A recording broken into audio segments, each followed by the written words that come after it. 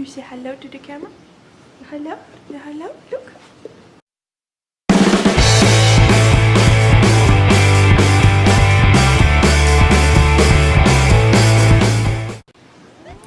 Hi YouTube!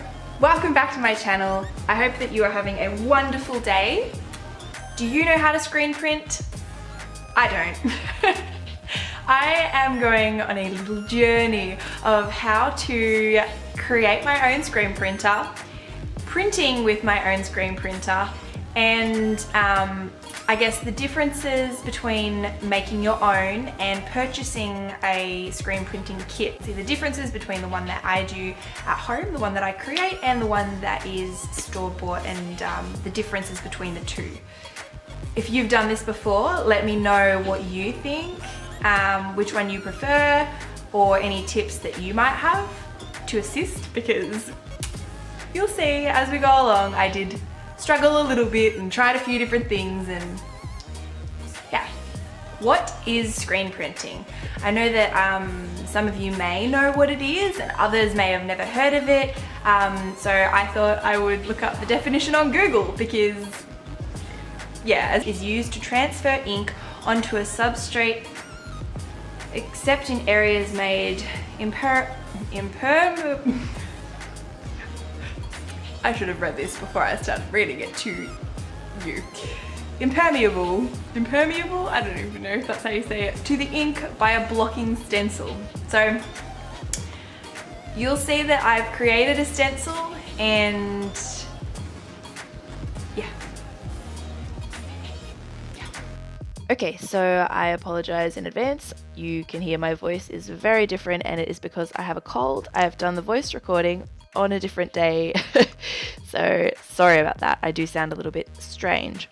So you can see I am creating a stencil, and I'm actually using like it is a PVC decorative placemat, and it's floral on the other side, and I picked it up for $1, so I was like, why not?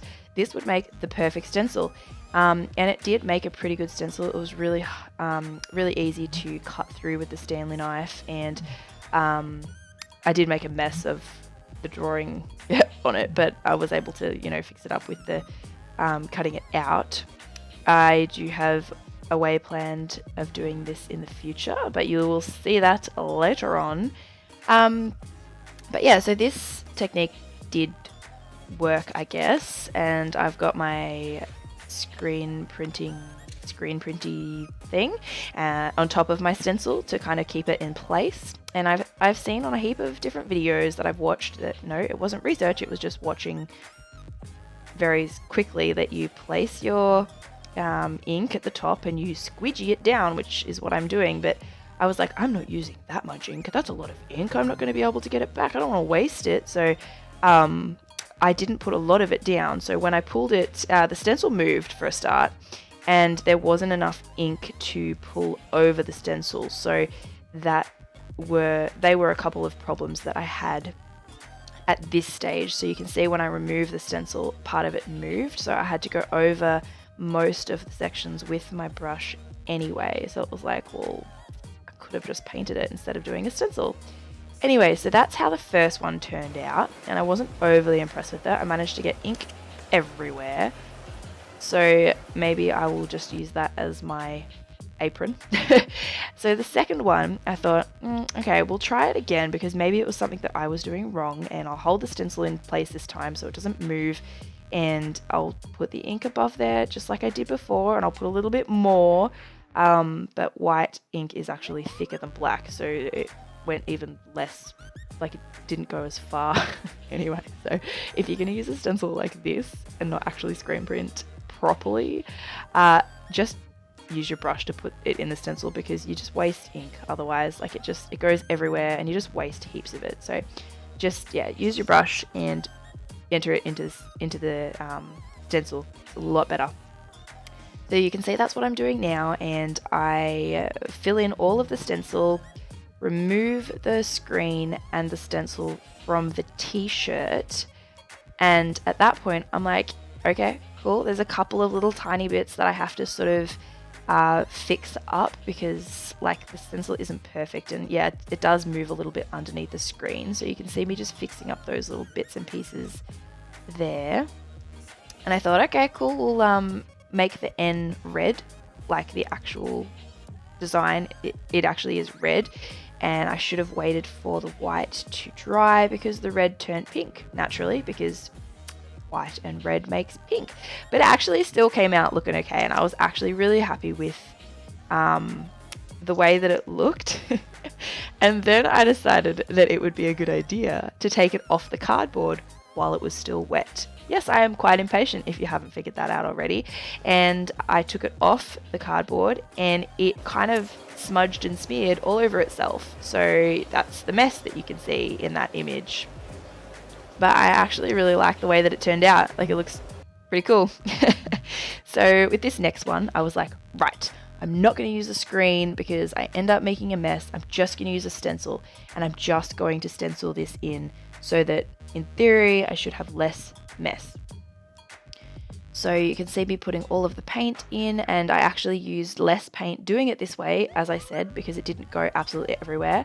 But a downside is I've noticed that when you pull the ink over with the squidgy, it gives you a lot thicker and better coverage, which makes the image look a lot better when you pull the stencil off. Because you'll notice when I pull this stencil off, the white is slightly not blotchy, but kind of like thinner in some areas, which kind of sucked, because I was like, oh yeah, I'm really quite happy with how the way this stencil worked. But it could just be because the white ink is so thick. But you can see, like, at the top of the O, it's a little bit thinner than everywhere else. And like, yeah, the stencil did move because it wasn't underneath the screen, so that kind of sucked a little bit, and I had to go in and like fix up all of those little bits. But that's okay. Like, I think that this one came out not too bad, and I thought I haven't found a way to perfect the side, like the circular bits around the edges, so I left that off this t-shirt, and I think that turned out quite well, in my opinion. If I haven't mentioned it yet, this is Resonance is one of my friend's bands in Victoria, Australia. So if you haven't checked them out, I will put a link in the description so you can check out their website. I actually did some research and knew at this stage, when I was trying all this stuff, I realized how wrong I was and how much research I should have done. And obviously I created video 1 after this point, and I was like, okay, so from what I've learnt, which I'll tell you about in video 3, I'll need to do the stencil differently. So I thought, okay, let's cut out some actual, like, you know, masking tape and make the stencil on the screen. This took a very long time, and I did not have enough patience for it, and I was really sort of struggling, so I ended up leaving this idea behind. It was a potentially good idea, but it wouldn't have had the detail that I wanted it to have, and it just wasn't working for me. So I decided to give that a miss. In this next method, I thought I'd be really smart and create a stencil from the actual Resonance logo. So I printed out an A4 sheet of their the Resonance logo, and I got my Stanley knife and I cut it all out really precisely, and that worked really well, getting it all really neat and the way that I wanted it to be. The only problem was that this was really small. So you'll see shortly when I put it on the t-shirt, it worked awesome, but it was really small. So I'm going to try this again at bigger. So I'll print like 2 A4 sheets. So that you can see in the background now, that was me testing it with paint because I didn't want to put it on a t-shirt if it wasn't going to work. So that worked out okay. And oh yeah, I forgot to mention before, when I was doing the purple t-shirt, the back of it actually stuck to the cardboard because I was like, okay, I'm not going to remove it. I'm going to leave it, let it dry this time so it doesn't smudge all over itself. but I let it dry and the cardboard actually stuck to the t-shirt.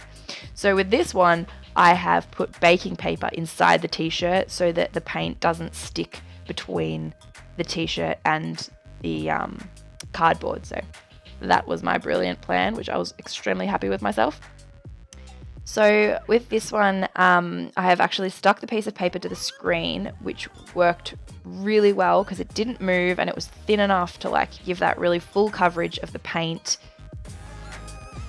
And when I put the paint on, I didn't have to use too much, which was fantastic. It just, yeah, I found that this technique, out of all of them, worked really well. So bear in mind, this is not what I would call screen printing or what anybody else would call screen printing, I'm sure. I'm using a screen to hold down my stencil, but it's not necessarily screen printing.